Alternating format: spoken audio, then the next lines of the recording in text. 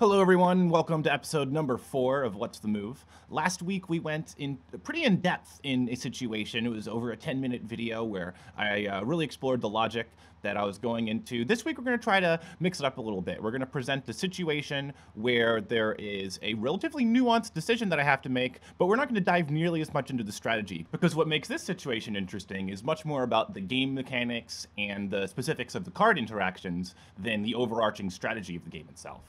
So let's jump into the situation. Here we are playing a Boar OTK deck, which, if everything goes according to plan, you get a Valeera out, and then you are able to cast 3 Cold Bloods using the copy from Valeera on a Stone Tusk Boar, copy it with the Faceless Manipulator, and dive everything in on the opponent's face for the 1-turn kill. Of course, in practice, things rarely work out that well, and there's a lot of other stuff going on here.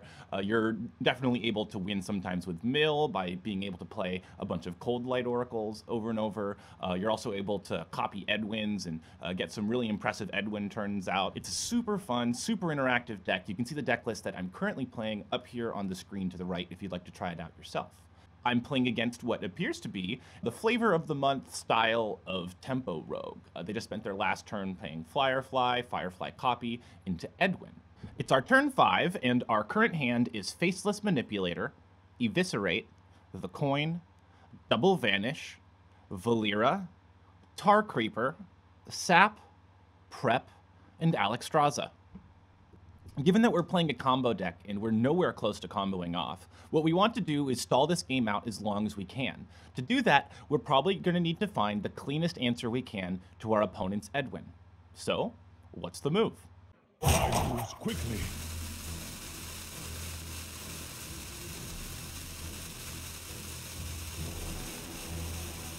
I wonder.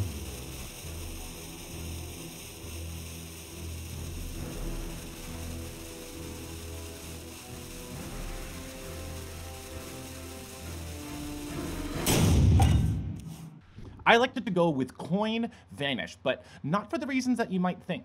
Vanish is an incredibly important card in this deck. It's really the only thing that can buy you a whole turn of time, kind of akin to Ice Block. Vanish is super important. So why am I blowing it right here? Well, the reason why is my opponent currently has 3 cards on board and 7 cards in hand. So if I Vanish, 3 cards are going to go back, their hands are going to be full, and they're going to lose 1 draw this turn. So right away, I'm kind of nullifying the card disadvantage that comes along with Vanish. I have to pay 1 card, and I don't cost my opponents any cards under some circumstances. But right here, it's already trading 1 for 1, which is nice. But the real reason that I'm doing this entire play is because my opponent just spent their last turn going Firefly, Edwin.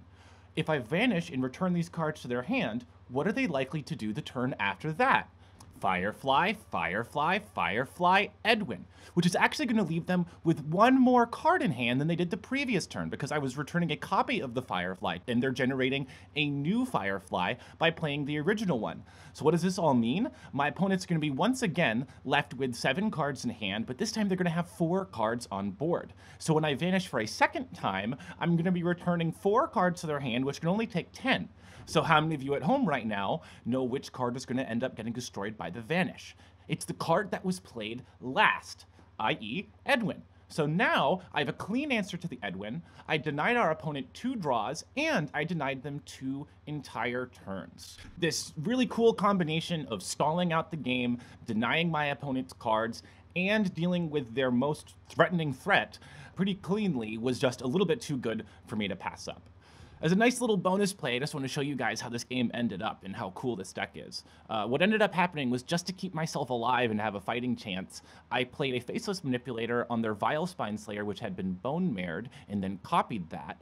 And then the following turn, it came down to a top-deck Vile Spineslayer, which enabled me to push enough damage to their face to set up a kill the following turn, so long as they were unable to kill the Vile Spineslayer.